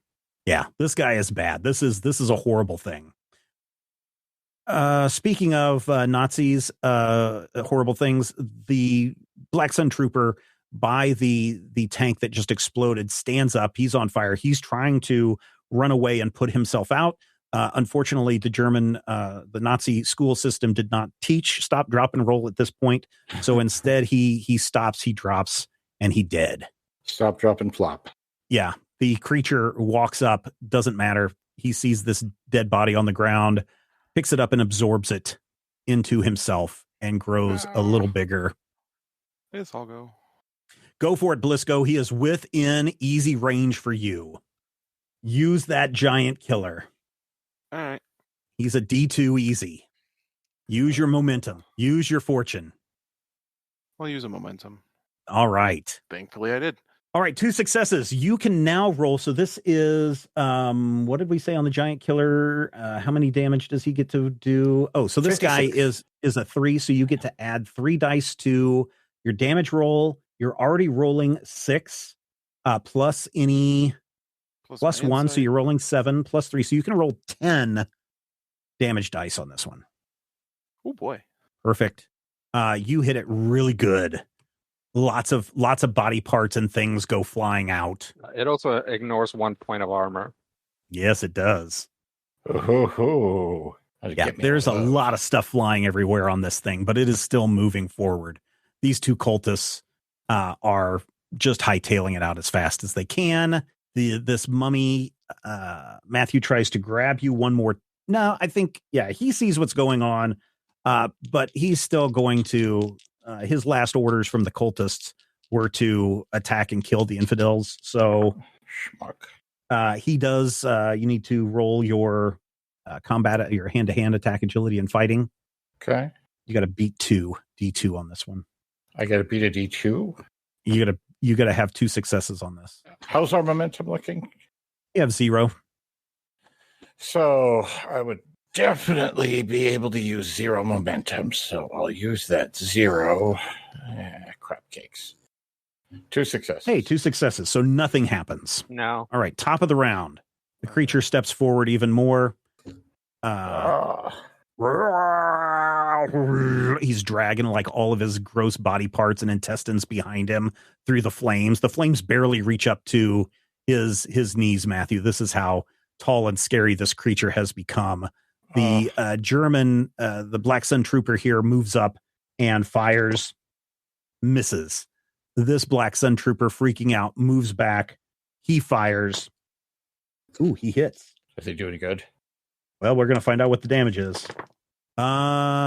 Yes, he does hit it really good, but the creature is still standing. In fact, this appears to really have hurt the creature, and so it kind of starts to turn and shamble towards that Black Sun Trooper. Who would like to go? Matthew, there's a mummy in front of you. Rodrigo, there's a giant creature near you. Is this truck right next to us like a functional truck? It is a functional trunk, yes. Is it a truck that we could put in like reverse and like throw at the creature?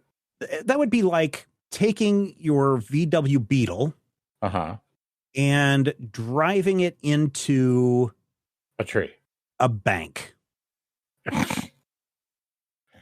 Okay. But I'm not saying you can't do it, but I'm saying that it would have the equivalent effect. Right. It wouldn't necessarily do us good.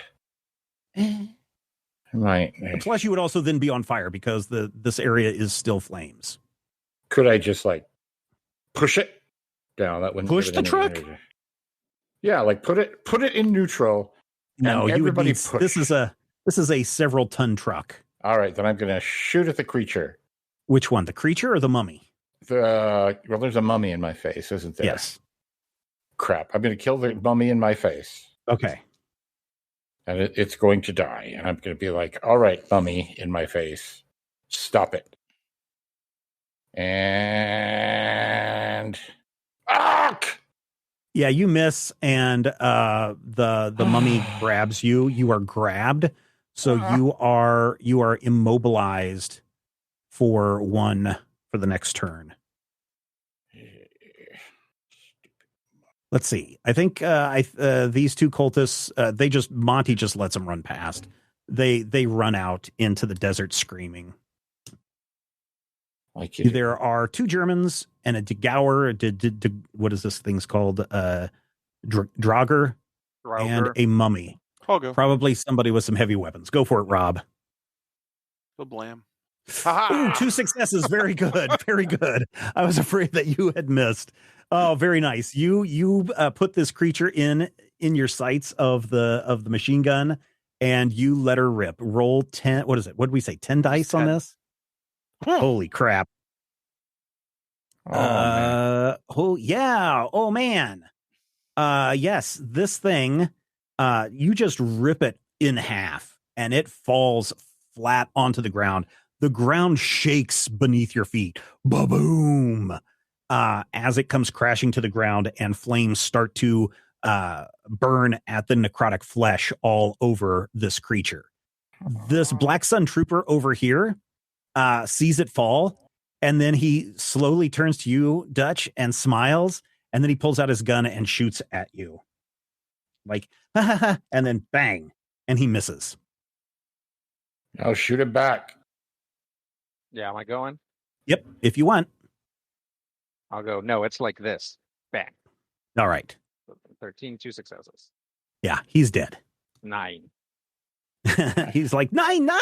After he shot you, like, this is just funny. And then you blow him away and he falls to the ground. So just so you know, Matthew, the mummy that was on the ground unconscious or that you knocked out, I had left on the board as well as a couple of other people because had the Draugr gotten close to it, it would have absorbed them in. Right. But there's still a mummy in front of you, and there is this Black Sun Trooper who, again, sees the Draugr fall. He spins around, and he shoots at you, Blisco, and misses. And I just took out the giant monstrosity. I know, right? Isn't that horrible? Okay, so we've got, I think Valentino is the last one to go. Sure. I will like Well, probably won't even hit, but I'll point the anti-tank rifle at the guy that shot at Blisco and Okay. All right. with the name. Sure. I'm gonna Oh, a re-roll success that and a compliment. 20. Yeah, go ahead and re-roll that 20. All right. All right. Okay. You miss. Darn. Monty steps out from behind the truck. Good job, guys. And he shoots at this guy, hits him for enough to take him out. He drops as well. We are now out of combat. Congratulations, you guys have taken on a pretty extreme group, including a giant creature that, had it touched you, would have almost assuredly killed you. Okay. Oh. You are now standing in the middle of a black sun camp in the middle of the desert. Well, loot it. All right. What are you going to do? We can gather. Okay. So Monty goes into the tent nearest him. He looks around. It's just a mess tent. There's just food and stuff in here. Sauerkraut. Gross. And then you hear Sanjay say, yeah, gross. We hate Nazis. All right. He wants to check out the cave. Let's check out the other tents first. Okay. Yeah. Fair enough. Anything in the non-mess tent? So let's see. Rodrigo, since you were just in the big tent, why don't you go back in and why don't you roll an observation plus insight? 0 success. 0 successes. You look around and you can tell that the radio was on. It's like warm, like it was just recently used. On the table in front of the big radio, you can see some notebooks and some letters. You pick up one of the letters and it reads, November 9th, 1939. To all cannons, direct from Exart Reinhardt Weissler's office, I transmit the following orders with urgency. Intelligence from Section M indicates American operatives, their skills grossly underestimated, are in pursuit of the artifacts that we too seek. The race has escalated. This is all, sounding crazy German in your head as you're reading this.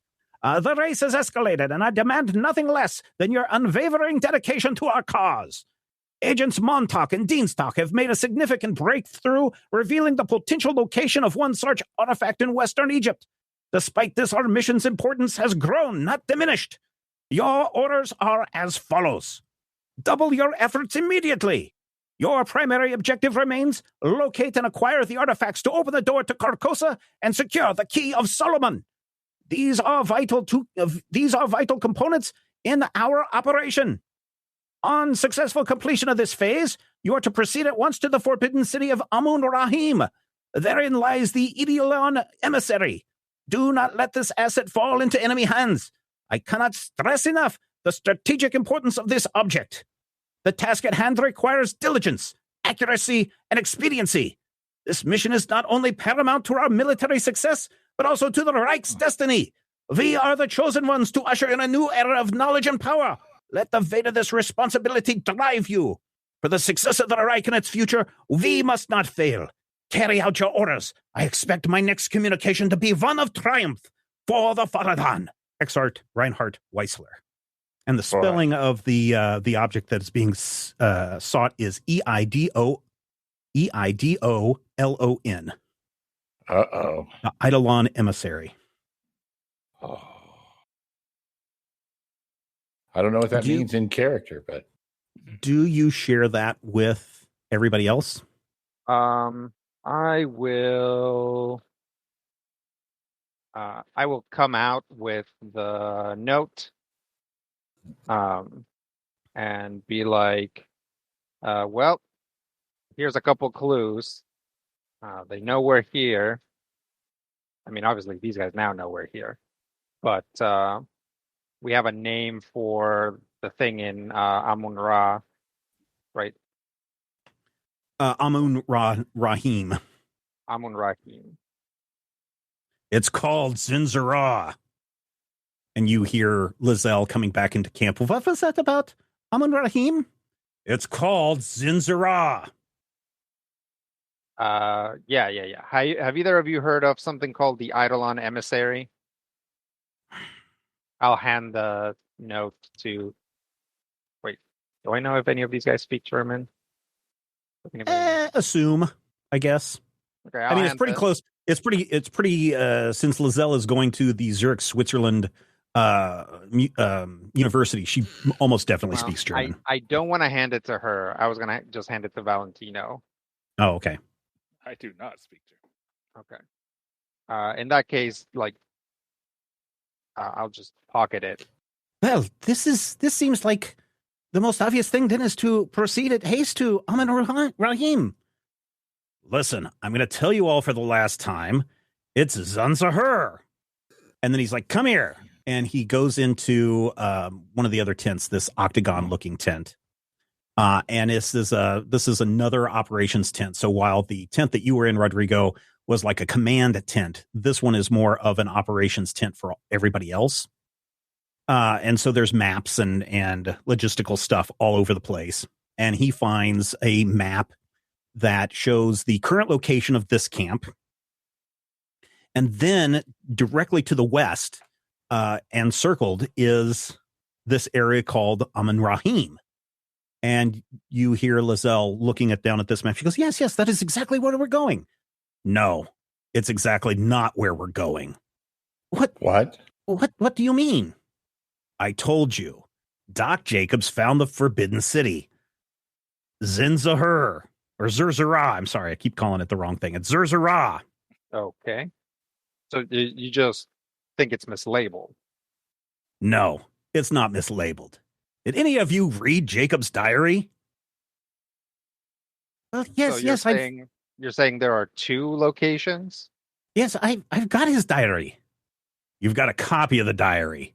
What edition do you have? Well, it's the edition. She opens it up. This is the second edition. Exactly. You're reading old information. Things have changed. The first edition told exactly where the location of the Forbidden City is. You heard Doc Jacobs back in Cairo. He said no one should find the city. If you go and read the first edition, which I did, and he points at the map, you'll notice that he talks about an oasis west of Egypt that they then turned southwest on and traveled for 3 more days. And he has his finger right on this area for where Amun Rahim is. And then he travels south from that on the map. And you can clearly see there is an oasis there.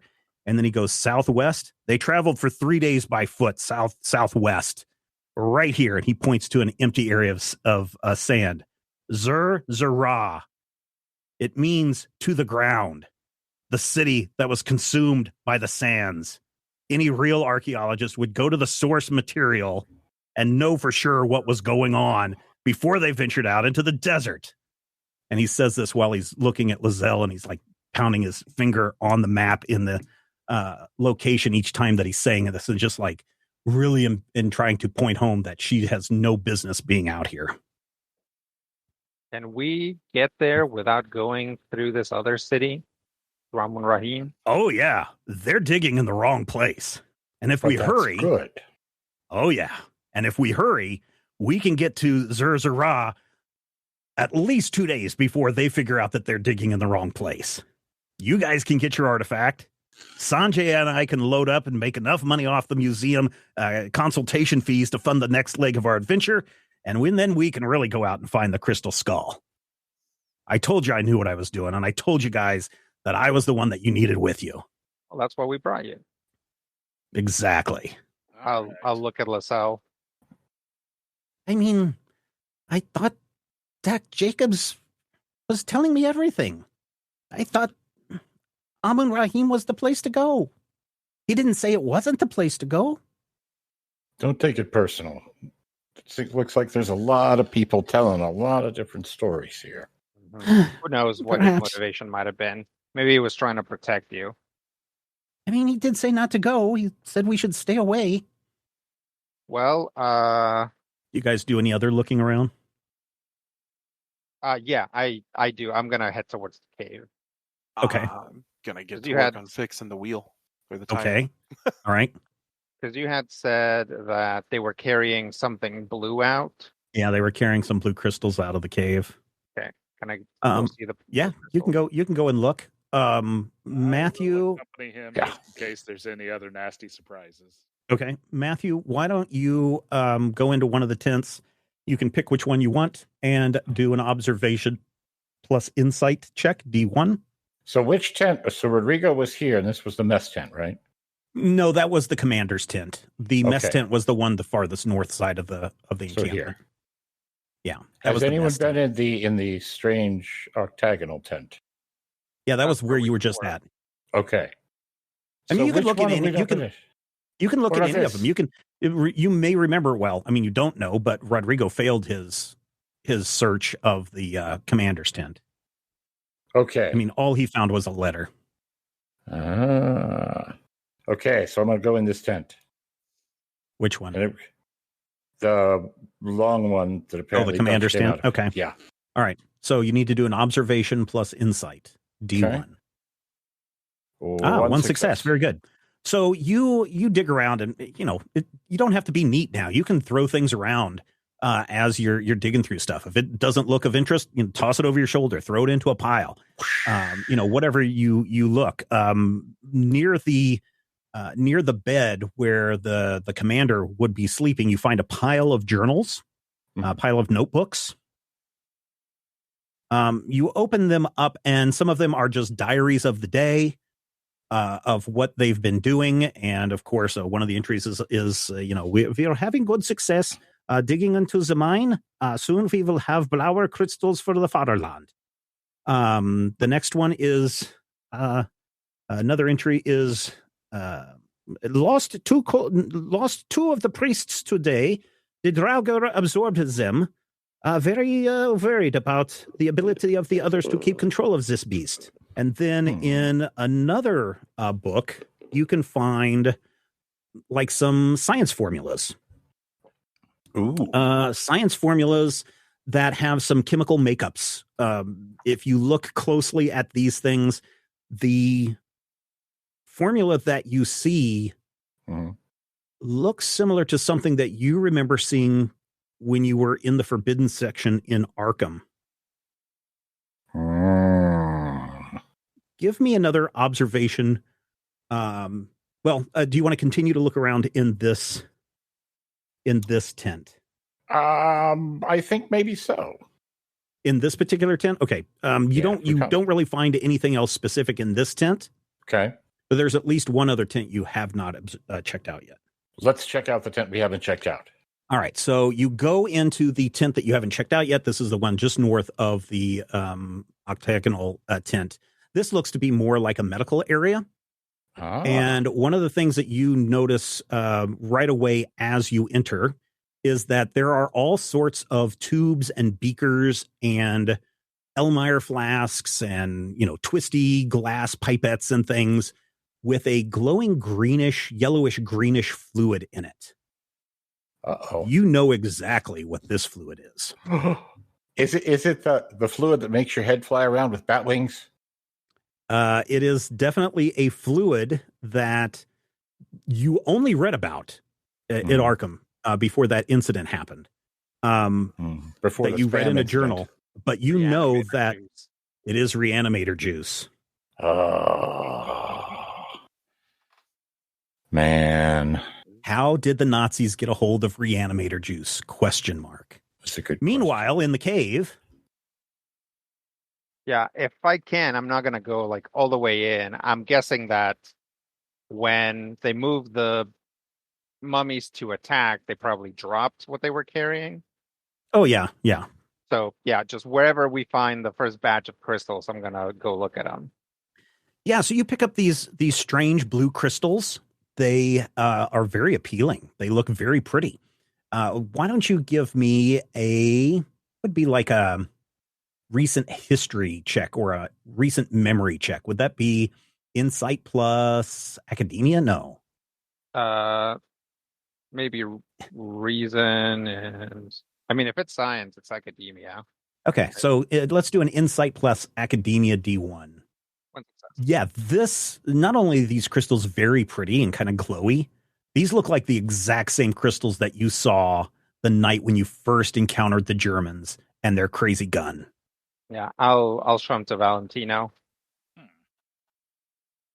It's those same crystals. It's lightning gun crystals, I see. Well, which they called what flower crystals?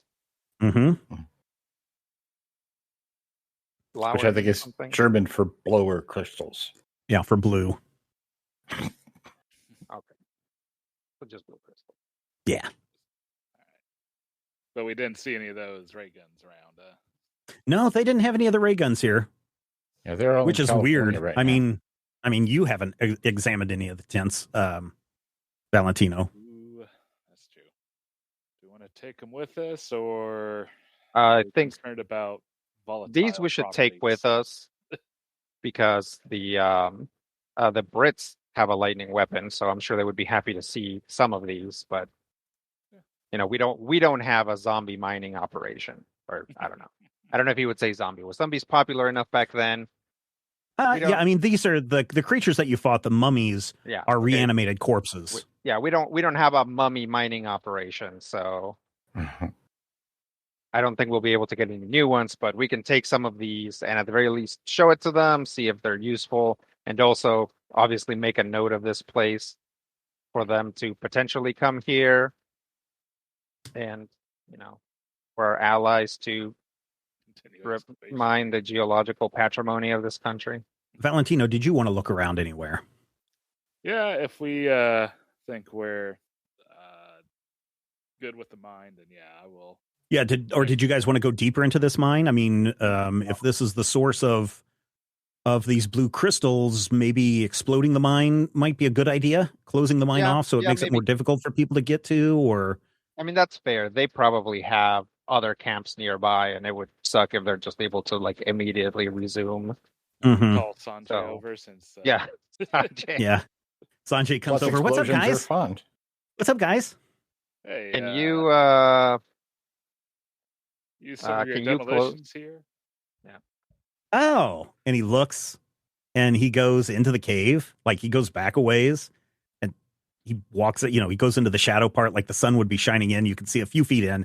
Sanjay just walks all the way back in there to where you can't see him. He's gone for a little bit. Time is passing. Hey, you guys. Yeah. These sure are pretty. Don't we want to keep them and see if we can sell them? Don't know. I think we'd rather just make sure that Nazis don't get their hands on more of them. So we don't really fully understand the properties of them, so you might want to be careful. Oh. And then it's silent for just a few minutes more. And then all of a sudden you just see Sanjay sprinting as fast as he can out of the cave. Don't just stand there, run. Let's go. And then ba-boom, and the entire cave entrance collapses. Appears to be going back several, dozen feet of rubble just cover the entrance of the mine. Oh, that was sure fun. And he's brushing himself off. Take him a little while. Good job, kid. Thank you. Dr. Smith comes out of one of the tents. He's holding a book in his hand. Lizelle is kind of following him.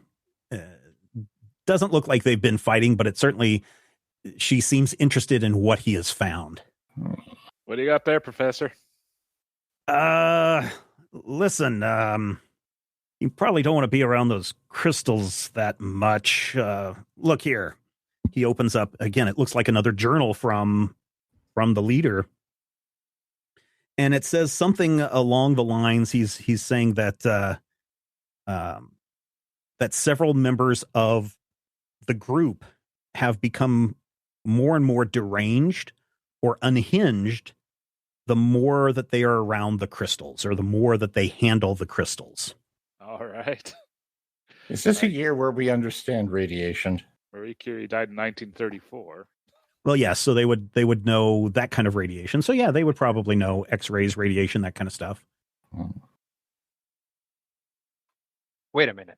Are they saying these things are radioactive? No, it's more like, well, I don't know. Read it for yourself. And he hands it to you, and you can see written by the cannon leader, several of the men seem to have gone a little out of their mind the more that they handle the crystals. It appears that their mental state becomes more erratic the more that they use these crystals for daily use, or something along those lines. That's what you're able to translate. Well, then maybe we should hide this cache. Psychoactive? Yeah. Yeah, it could. I mean, it just could be radioactive. It could be something that's just driving them, a little bit insane. The real Munchkin thing to do would just have to be Matthew carrying them. Yes. Because he can soak it. You can't get worse, can he? That's right. I mean, he can get worse, but yeah. I mean, how bad could it be, right? I'm feeling much better now. Yeah. You see Sanjay. Green color while you're at it. You see Lizelle looking at an area on the far side of the camp. She's kind of split off from Monty. She looks like she saw something in the dirt.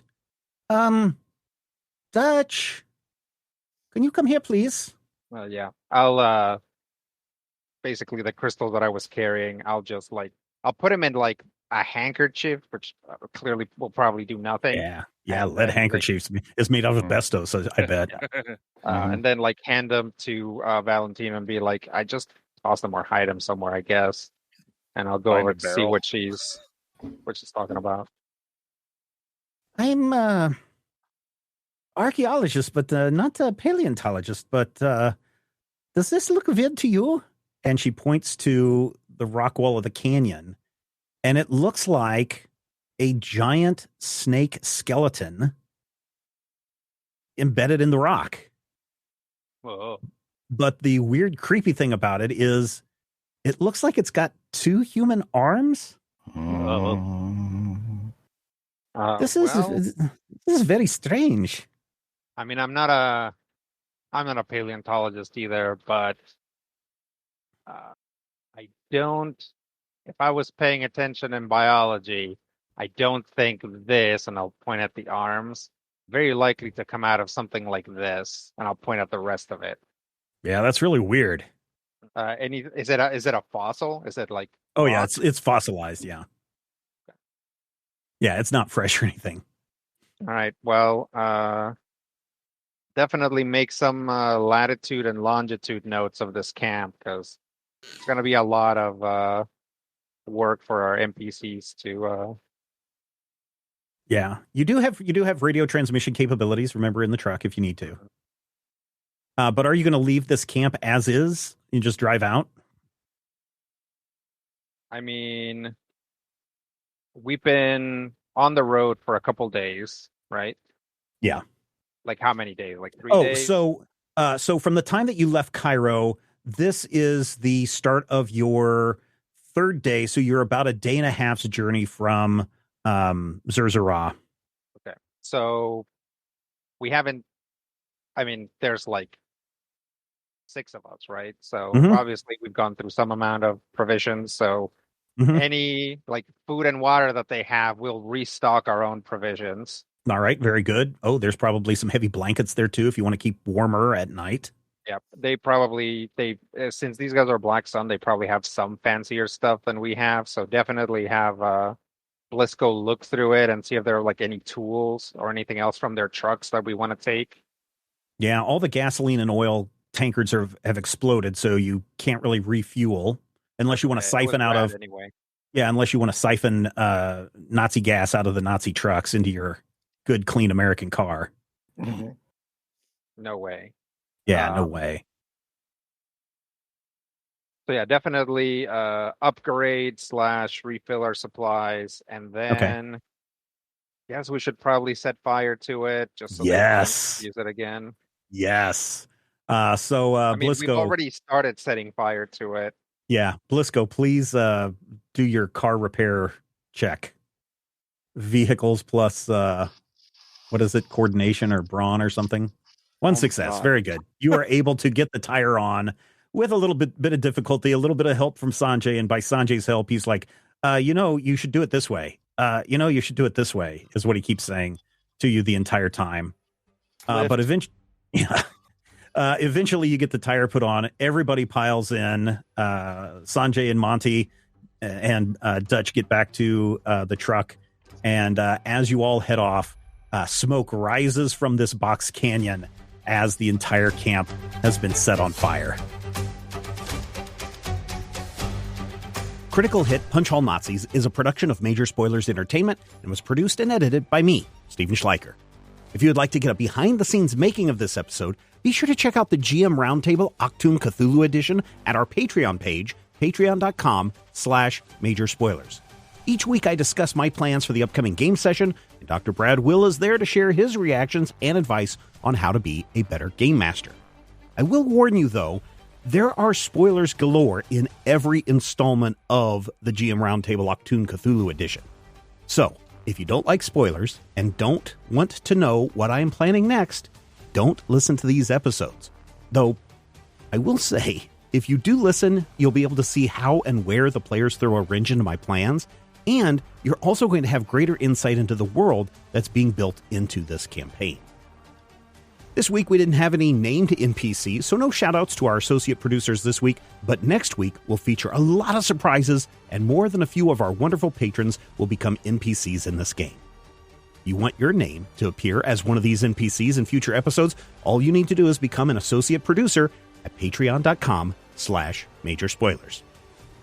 Finally, we want you to record yourself doing your best on Critical Hit and send it to us at podcast@majorspoilers.com, and your voice will join the growing chorus of fans in upcoming episodes as well.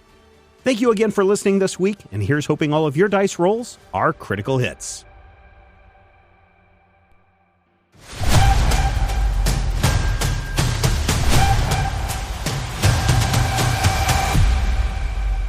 This podcast is copyright 2023 by Major Spoilers Entertainment, LLC.